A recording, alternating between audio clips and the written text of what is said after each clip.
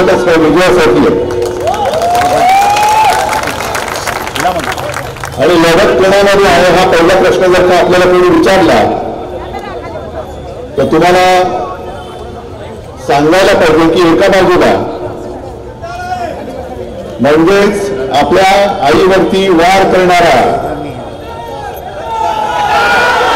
आणि दुसऱ्या बाजूला त्याच्या समोर तुमच्यावरती जो अन्याय होतो त्या अन्यायावरती छातीवरती वार करणारा अनिल देसाई, हे दोन फरक आहेत. दोघे वार करणारे आहेत, पण एकाने आपल्या आईच्या कुशीवरच वार केला, ज्याने राजकारणामध्ये जन्म दिला, आणि जो आईचा नाव होऊ शकला तर तुमचं काय होणार? हे नुसतं बदनाम नाहीये, तुम्ही पण सोडा, आईवरती वार करणारी औलाद आहे. आणि आता त्यांनी काही देऊ द्या, श्रीखंड देईल, दूध देईल, आणि त्याला मला तू बद्दल फोन खाल्लंस. आणि आता भले पहिलं हा उद्योग सुद्धा कसा सुरू केला, कुठून सुरू केला ते सुद्धा ठरून काढावं लागेल. पण त्याच्यामध्ये मी काही जाऊ इच्छित नाही, कारण आपलं सरकार आल्यानंतर ईडी वगैरे आपल्याच कडे येणार आहे, आपल्या हातात. या वेगळं काय करायचं ते. आजची सभा बऱ्याच दिवसानंतर या परिसरात होती, निदान मी तर या परिसरात बऱ्याच वर्षांनंतर आलोय आपल्याशी संवाद साधायला. निवडणूक तर लोकसभेची आहे, आणि रोज पेपरमध्ये बघतो की कधी न दिसणारे सगळे मोठमोठे दिल्लीवाले महाराष्ट्राच्या फेऱ्या घालायला लागले, ते नारा करायला लागले. मोदी येत आहेत, अमित शहा येत आहेत, आणि येऊन जाऊन आपल्यावरती बोलून जात आहेत. परत म्हणजे इकडे जायचंच नाही आता. सगळ्यात म्हणजे काय यांची वृत्ती आहे बघा, ज्या शिवसेनेने म्हणजे आपण सगळ्यांनी गेल्या वेळेला काँग्रेस राष्ट्रवादी आपल्या विरुद्ध होते, आणि आपण मूर्खासारखं यांना मुख्यमंत्री पंतप्रधान करायचं म्हणून महाराष्ट्र पिंजून काढत होतो. ज्या शिवसेनेने, शिवसेना प्रमुखांच्या शिवसेनेने मोदी पंतप्रधान व्हावेत म्हणून अपार कष्ट घेतले, शिवसेनेसोबत भाजपाचे सुद्धा लोक आम्ही निवडून आणली, तुम्हाला तिकडे बसवलं, तुम्ही आम्हाला 14 साली सुद्धा दगा दिलात, आणि 19 साली तर दिलाच दिला. आणि आता तर आपल्या शिवसेनेला नकली शिवसेना म्हणतात. ती बघा माझी नकलीचं असले गाणं संकलित आहे. बरं, आज आणखीन एक मोठं गंमत झाली. इंडियन एक्सप्रेसमध्ये मी एक मुलाखत दिली, आणि मुलाखत त्या महिला होत्या, त्यांनी पत्रकार होत्या, त्यांनी मला विचारलं की तुम्ही जे सांगतायत की 2.5 वर्षाचं ठरलं होतं, म्हणजे ठरलंच होतं. शिवसेना प्रमुखांची खोली मातोश्रीत मी जिथे राहतो तिथे वरती आहे, त्या खोलीत अमित शहा आणि मी दोघं जण बसून ते ठरवलं होतं. आणि मी माझ्या आईवडिलांची शपथ घेतली, तुळजा भवानीची शपथ घेतली. आईवडिलांशिवाय दुसरं दैवत कोणतं, तुळजा भवानीशिवाय आणखी दैवत कोणतं? छत्रपती शिवाजी महाराज आहेत, बाबासाहेब आहेत. पण देवदेवतांची शपथ घेऊन मी बोललो, आणि मग पुढे मी त्यांना सांगितलं की साधारणतः याच काळामध्ये, म्हणजे फेब्रुवारी तो पुलवामाचा हल्ला कधी झाला होता, की तारीख असतात त्याच अलीकडे पलीकडे अमित शहा आले होते, आणि त्यांना मी सांगितलं होतं की 2.5 वर्षाचं. ते म्हणाले ठीक आहे. त्याच्यानंतर 2-3 महिन्यांनी लोकसभा निवडणुका होत्या, त्याच्यानंतर 4-5 महिन्यांनी विधानसभा निवडणुका होत्या. त्या 4-5 महिन्याच्या काळात देवेंद्र मुख्यमंत्री होते. मला म्हणाले की उद्धवजी तुम्ही तोपर्यंत विधानसभा लढवण्याचा निर्णय घेतला होता, आधी लोकसभेच्या वेळेला विधानसभेचा विचारच केला नव्हता. मला देवेंद्र म्हणाले म्हणजे कसा कोपऱ्याला गुळ लावतात ते बघा. मला म्हणाले उद्धवजी मी काय करतो, आधी त्याला चांगला ग्रूम करतो, म्हणजे चांगला तयार करतो, मग 2.5 वर्षानंतर त्याला आपण मुख्यमंत्री करू. म्हटलं अहो काहीतरी त्याची डोक्यात घालू नका, लहान होतो, त्याला पहिलं आमदार म्हणून तो त्याची कारकीर्द सुरू करतोय, तुम्ही त्याला तयार नक्की करा, पण लगेच मुख्यमंत्रीपदावर डोक्यात काही घालू नका. पण पुढचा प्रश्न माझा असा होता की समजा आदित्य मुख्यमंत्री करा तुम्ही म्हणताय, तर तुम्ही एवढे ज्येष्ठ नेते या मुलाच्या हाताखाली काम करणार तुम्ही? माझा प्रश्न बरोबर होता का चूक? मग तेव्हा ते म्हणाले की नाही काय 2.5 वर्षानंतर मी वरती जाणार. म्हटलं एवढं लवकर? मग कसं ना म्हणजे मी दिल्लीत जाणार. म्हटलं असं सांगा ना, मी वरती जाणार म्हणजे 2.5 वर्षानंतर वरती जाणार. म्हटलं असं नका करू हो. तर नाही वरती जाणार. म्हटलं बरं वर जाऊन काय करणार? का पाऊस पडणार? नाही, आपल्याला बघा कसं आहे, अर्थ खात्यातलं जरा बरं कळतं, म्हणजे यांना अर्थमंत्री व्हायचं होतं. हे सगळं ठीक आहे, या सगळ्या डिटेलमध्ये मी जात नाही. पण आज ते जे बोलले त्यात चरफडले, तर मी त्यांचं बिंब फोडलं. मग चरफडल्यानंतर ते भरकटले, मला भ्रमिष्ठ म्हणाले. ठीक आहे, मी भ्रमिष्ठ आहे की नाही लोक ठरवतील, पण तुमची हालत ही आज झालेली आहे देवेंद्रजी, फार वाईट आहे. आज चरफडून ते काय बोलले, हे उद्धव ठाकरे भ्रमिष्ठ झाले. आधी म्हणाले अमित शहाना कुठल्या तरी खोलीत घेऊन दिले, नंतर म्हणाले देवेंद्रने शब्द दिला. अहो देवेंद्र, जनाची नाही तरी मनाची ठेवा, दोन्ही तुम्हाला नाही आहे, आम्हाला माहिती आहे. लाज लज्जा सोडलेला कोणला माणूस आहे. कारण ज्याला तुम्ही कुठली तरी खोली म्हणताय, ती खोली तुमच्यासाठी कुठल्या तरी खोल्या करत असतील, त्या खोल्यांमध्ये तुम्ही काय करता आम्ही नाही बघू इच्छित. पण ज्याला कुठली तरी म्हणताय की कुठली तरी नाही, मातोश्रीमध्ये ज्याला आम्ही मंदिर बांधतो ती बाळासाहेबांची खोली आहे. आणि त्याच खोली अमित शहा नाक रगडायला आले होते बाळासाहेबांच्या फोटो समोर, तीच ती खोली. आणि त्या खोलीत अमित शहानी तुम्हाला नो एंट्री केली होती. मी नाही, अमित शहानी सांगितलं होतं तू बाहेर बस, तू बाहेर बस. दोन मोठी माणसं बोलतात, तू बाहेर बस. तुम्हाला माहिती पण नाही. आणि त्याच खोलीमध्ये अटलजी आले होते, अडवाणीजी आले होते, राजनाथजी आले होते, प्रमोदजी यायचे, गोपीनाथजी यायचे. पण तुम्हाला तुमच्या नेत्याने बाहेर बस सांगितलं होतं, मी नव्हतं. त्याच्यामुळे तुम्हाला त्या खोलीचं महत्व माहिती नाहीये की खोली आमच्यासाठी मंदिर आहे. आणि तिला तुम्ही नालायक माणसा, तू कुठली तरी खोली म्हणतो. सो मी आज मुद्दाम नालायक म्हणतोय, कोडगा म्हणतोय, कारण माझ्या भावना या त्या बाळासाहेबांच्या खोलीबद्दल या अत्यंत संवेदनशील आहेतच. तरी कुठे जाताना, चांगलं कार्य करायला सुरू करताना त्या खोलीत जाऊन आम्ही शिवसेना प्रमुखांच्या तसबिरीसमोर आणि माझ्या माचा फोटो आहे त्याच्यासमोर नतमस्तक होतं, एवढं पावित्र्य आम्ही त्या खोलीला दिलेलं आहे. आणि तिला तुम्ही कुठली तरी खोली बोलता. जाऊ द्या, तुमच्या विचाराची खोलीच तेवढी आहे, विचारायला खोलीच नाही तुमच्या, उथळ विचाराचे तुम्ही आहात. आज जर तुमच्या विरुद्ध चौर बाजूने देशामध्ये सगळे जे काय राम पेटलेलं आहे, ते राम तुम्हाला विजवता येत नाहीये. अनेक ठिकाणी गावागावामध्ये तुमच्या सगळ्या चेला चपाट्याना गावबंदी झालेली आहे.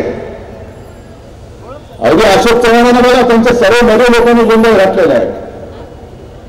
आता अशोक चव्हाणांना वाटत असेल, अरे मी जो काय काँग्रेसमध्ये होतो तो बरा होतो, मला निदान लोक विचारपूस तरी करायची, आता घामच पुसावा लागतोय. विचारपूस तर सोडत असते, म्हणजे आरोपण पण हाकलून मिळेल त्यांना. म्हणजे एवढी वाईट हालत झालेली आहे. आणि हे मोदीजी जे आता येत आहेत सगळ्यांना, म्हणजे 2014 साली काय तुम्हाला सांगितलं होतं, 19 साली काय सांगितलं होतं, 14 साली सांगितलं होतं 5 वर्षांनी तुमच्या हातामध्ये या गोष्टी असतील, 19 साली सांगितलं आणखीन 5 वर्षांनी असतील. आता 5-10 वर्षाचा हिसाबच नाही, एकदम 2047 साली तुमच्या हातामध्ये बघा काय असेल. 2047 साल कोण बघणार आहे? मोदीजी, मी कोणाचं वाईट चिंतक नाही. मग मी तुम्ही 2047 सांगतो, मी सांगतो 2050 साली बघा मी काय देतो तुम्हाला. काय वाटेल ते बोलायचं, उगाच काहीतरी सांगायचं. तुम्ही आज सगळेजण इकडे आलेला आहात,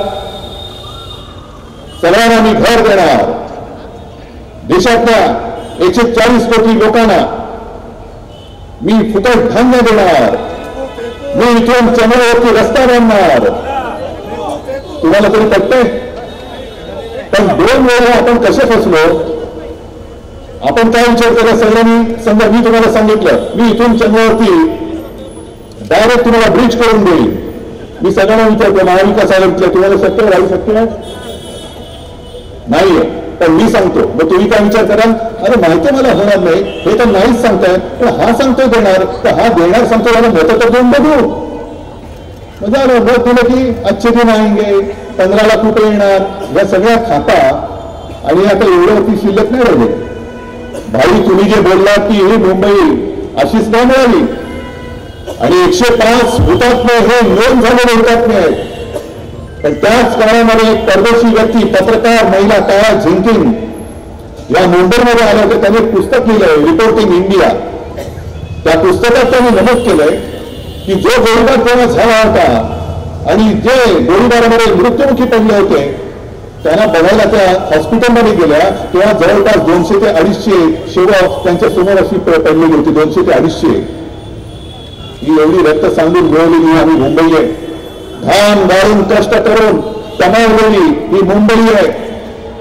आणि मुंबई ही देशातली सगळ्यात जास्त कर भरणारी एक नगरी मुंबई, आर्थिक केंद्र, आर्थिक राजधानी. आणि हेच त्या मोदी शहांच्या पोटामध्ये दुखतंय. मुंबई कशी काय असू शकते? अहमदाबाद असायला पाहिजे. मग जे मुंबईमध्ये आहे ते झरंजा अहमदाबादला विरोध व्यापार घेऊन गेले.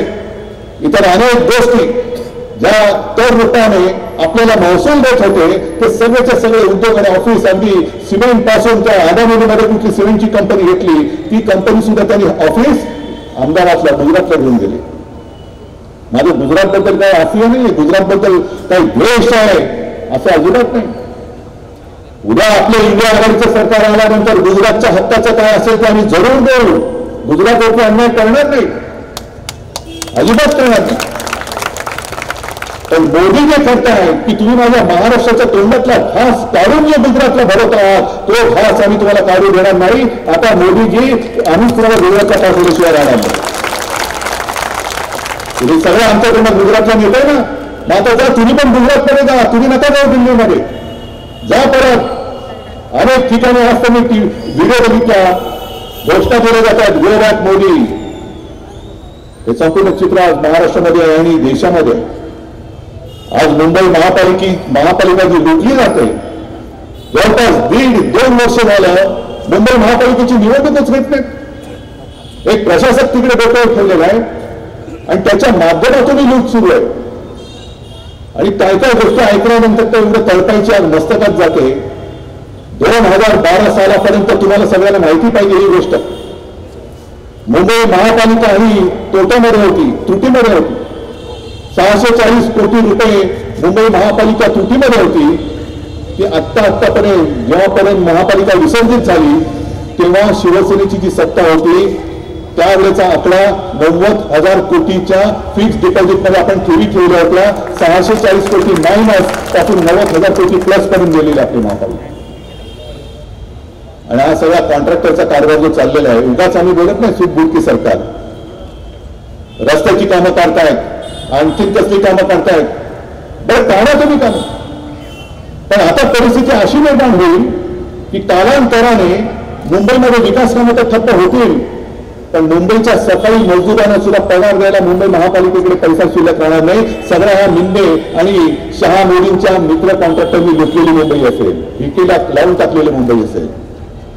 म्हणजे आमचं वैभव आहे. अनिल देसाई तुम्ही जे बोललात की प्रत्येक वेळेला हिमालयाच्या मदतीला सह्याद्री धावतो, तसंच देशाच्या पूर्ण अर्थव्यवस्थेला मुंबई आधार आहे. जवळपास 36 ते 37% रक्कम तर विविध कराच्या रूपाने ही एकटी मुंबई भरते. तिचं महत्व तुम्ही खतम करताय. आज बीएसटीला देण्यासाठी यांच्याकडे पैसे नाही आहेत. बीएसटीच्या कर्मचाऱ्यांना ग्रॅच्युटी द्यायचे नाही, देतात पैसे. पण मेट्रोचं जे काम आहे, मेट्रोचं काम हे राज्य सरकार आणि केंद्र सरकारचं काम आहे. पण मेट्रोच्या कामासाठी MMRDA 3,000 कोटी रुपये त्या माझ्या मुंबई महापालिकेच्या कष्टाच्या पैशातून उचलून MMRDA त्यांच्या कॉन्ट्रॅक्टरच्या उडावरती घालते. हा कुठला प्रकार नाही. सरकारच्या हाताखालची ती MMRDA. मुंबई महापालिकेला किती वर्ष झाली? 100 वर्ष 150 वर्ष झाली. आणि MMRDA आत्ता आली. आणि आता माझं मत असं ठाम झालेलं आहे की जर हे निंदे सरकार त्यांच्या कॉन्ट्रॅक्टर मित्रासाठी MMRDAच्या माध्यमातून मुंबई महापालिकेची तिजोरी लुटत असेल तर आमचं उद्या जे सरकार येईल ते आल्यानंतर एक तर आम्ही MMRDAच रद्द करू किंवा MMRDAची कार्यकक्षा मुंबई महापालिकेच्या बाहेर टाकून देऊ. तिला तुम्ही माझ्या मुंबईच्या जागा विकतात. मुंबईची जागा जी BKCची होती, आर्थिक केंद्र तिकडे येणार होतं, ती बुलेट ट्रेनच्या घशात घातली. तिकडचा सगळा कारभार जो आहे तो MMRDAकडे. मग तिकडे महापालिकेचं काही चालत नाही, फक्त मंजुरी द्यायची महापालिकेने. कचरा उचलायचा, शौचाचं सगळं सांडपाणी वाहून द्यायचं, सगळ्या सेवा पुरवायच्या. पण अधिकार हे टिकून दिला MMRDA आणि त्यांचे जे मित्र मुंबईची पूर्णपणे लूट चाललेली 3,000 कोटी रुपये आज लुटतायत. आणखीन काही काळ जर राहिले अख्खी मुंबई लुटून टाकतील आणि प्रत्येक वेळेला दर महिन्याला त्यांची हीच इच्छा आहे की तुम्ही मुंबई म्हणता. पगार देण्यासाठी सुद्धा रोज तुम्हाला उठून भीकेचा कटोरा घेऊन आमच्या दारात दिल्लीला उभारावं लागेल. हे तुम्हाला मान्य? तुम्ही कष्टाने कमवता आणि ते सगळे दिल्लीवाले लुटतात. एक तर काही उद्योग येऊ देत नाहीत, रोजीरोटीचा पत्ता नाही, कॉन्ट्रॅक्टरचे सगळे खिसे भरून टाकतात, महापालिका कर्मचाऱ्यांना द्यायला पगार वगैरे ठेवणार नाही, जीएसटी साठी काही नाही पण मेट्रोच्या उरावरती सगळं घालतात. अरे एवढं तर आता कमीच झालं. पण कोविड काळाचा उल्लेख जो तुम्ही केला, त्या कोविड काळामध्ये घोटाळे झाले म्हणून आपल्या लोकांना बदनाम करतात. किशोरीताई आरोप इकडे, किशोरीताई महापौर होत्या, त्यांच्यावरती किती नालायक माणसं आहेत. त्या बॉडी बॅगचा घोटाळा केला.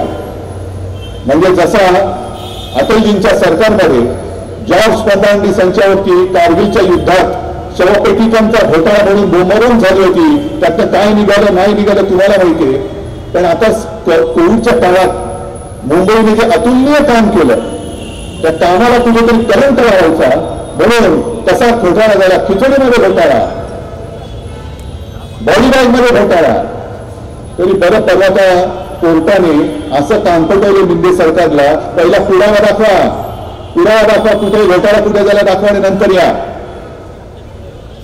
आता ते बघितल्यानंतर आता आपल्याला कळलं पाहिजे की यांना काय पुरावा की धारावा या सरकारला हे तुम्ही ठरवायचंय. म्हणजे वाटेल तसं बदनाम करून टाकायचं, कोणाच्याही अंगावरती चिखल उडवायचा, वाटेल ती बदनामी करायची आणि बदनामी केल्यानंतर घाबरला तर ये माझ्या पक्षामध्ये. जसं आत्ता काल परवा पण आपल्याकडनं कोणतरी गेलं तिकडे, हे बदनाम करून टाकायचं. मग कोविड काळामध्ये एवढं सुंदर काम झालं तरी सुद्धा कोविड काळामध्ये घोटाळा मिळाला. तुम्हाला नालायकाने लाच वाटली पाहिजे. संपूर्ण देशात कुठेही नाही असं फिल्ड हॉस्पिटल जे चीनने 15 दिवसात उभारलं होतं, माझ्या मुंबईने 15 दिवसात 17 दिवसात तेही उभारून दाखवलं होतं. तुम्हाला अभिमान वाटायला पाहिजे. अख्ख्या महाराष्ट्रामध्ये कोविडची चाचणी करणारी जी काही केंद्र होती, लॅब होत्या, त्या फक्त 2 का 3 होत्या. त्या आपण वर्षभरामध्ये जवळपास 600-650च्या वरती आपण ती केंद्र घेऊन गेलो होतो. किती काम केलं. आणि आज सुद्धा मला माहिती, मी विधानसभेमध्ये उत्तर दिलेला मुख्यमंत्री होतो तेव्हा कोविडची सुरुवात झाली तेव्हा संपूर्ण राज्यात सगळे ऑक्सिजन, व्हेंटिलेटर, साधे बेड हे सगळे मिळून जर बेरीज केली असती तर ती जेमतेम 7-8 हजार होत होती. 7-8 हजार. आणि तुम्हाला समाधान वाटलं पाहिजे की एका वर्षाच्या आत आपण त्याची संख्या 3.5 लाखाच्या वरती गेली होती. 3.5 लाख. एका वेळेला आपण जवळपास 1.25 लाख रुग्णांना ऑक्सिजन देऊ शकू एवढी एक सज्जता आपण केली होती. मला दाखवा दुसऱ्या कोणत्या राज्याने केली होती. मोदीजी तुम्ही जे म्हणताय गुजरातनी तरी केली होती एवढी सज्जता. तुमच्या कोणत्या राज्याने एवढी सज्जता केली होती दाखवा. आणि माझं ते जे काही कौतुक झालं देशातला सर्वोत्तम मुख्यमंत्री म्हणून, हे माझं कौतुक नव्हतं, ते माझ्या जनतेचं आणि माझ्या शासकीय यंत्रणेचं कौतुक होतं. एवढं काही मोठं नाही लगेच काहीतरी दुसऱ्याचं श्रेय घ्यायला नाही. जे मी सांगत होतो तुम्ही ऐकत होतात म्हणून आणि म्हणून आपण मुंबई आणि महाराष्ट्र वाचवू शकलो. पोलीस असतील, अगदी वैद्यकीय सेवा देणारे कर्मचारी असतील, त्यांनी सुद्धा जीवावरती बेतुरे पण आम्ही रुग्ण वाचवणार. आणि अशीच एक रुग्णसेविका पुण्याच्या ससून हॉस्पिटलमध्ये रुग्णाची सेवा करताना कोरोना होऊन तिचं निधन झालं. तिचं नाव अनिता पवार. आपण सरकारने जाहीर केलं होतं कोविड योद्ध्यांना जर कोविड काळामध्ये कोविडने मृत्यू झाला तर 50 लाख रुपये देऊ. मग ती अनिता पवार तिचा मृत्यू झाल्यानंतर, कोविडने मृत्यू झाल्यानंतर तिच्या यजमानाने सरकारकडे मागणी केली, याच मिंदे सरकारकडे. नाही मिळाले, नाही देता येणार. मग ते कोर्टात गेले. कोर्टाने तिकडे पण काम फटवलं आणि कोर्टाने यांना सरकारला विचारलं की तुमच्यात काही संवेदना आहेत की नाही, माणुसकी काय आहे की नाही. तुम्ही कोविड मध्ये ज्यांनी आपले प्राण गमावले त्यांच्या जीवाचा मोल तुम्हाला आहे की नाही. सगळं आणि सगळं फक्त माझ्या कॉन्ट्रॅक्टरसाठी कोविडमध्ये मेले तर मरू द्या, कोविडमध्ये रुग्णाची सेवा करता मेले तरी मरू द्या. अशा पद्धतीने हा कारभार चालणार असेल आणि आपल्या डोळ्यात देखत जर का माझ्या महाराष्ट्राचं आणि मुंबईचं वस्त्रहरण होत असेल तर तुम्ही सगळे मर्द नुसतं डोळ्याची पट्टी बांधून बघत बसतात. ही गद्दारी झाली ती केवळ शिवसेनेशी केवळ माझ्याशी नाही झाली, गद्दारी तुमच्याशी पण झालेली आहे. ज्यांनी त्यावेळेला या गद्दारावरती ज्यांनी आपल्या आईवरती वार केला, राजकीय आईवरती वार केला, शिवसेनेवरती वार केला, त्यांच्यासाठी मेहनत केली होती, त्याला जिंकून आणलं होतं, त्या सगळ्या निष्ठावंत तळवट आणि मतदारांवरती सुद्धा त्यांनी वार केलेला आहे, त्यांच्याबरोबर त्यांनी गद्दारी केलेली आहे. आणि म्हणून मला असं वाटतं निर्णय काय हा स्पष्ट आहे. तुम्हाला निष्ठावान तुमचा खासदार पाहिजे की गद्दार पाहिजे हे तुम्ही ठरवायचं. निष्ठावान पाहिजे. पण आता आणखी एक गोष्ट आहे, हे जरा दाखवा. कारण आपलं त्यांनी धनुष्यबाण चोरलं आहे. आणि मी मागे सुद्धा बोललो त्यारे रावणाला शिवधनुष्य पेलताना आलं तर गद्दारांना पेलता येणार. गद्दारांच्या हातामध्ये आहे आणि तो सगळं थोडा काळ आहे. आणि मसाल द्या, माझंच काय सगळ्यांच्या हातामध्ये मसाल द्या.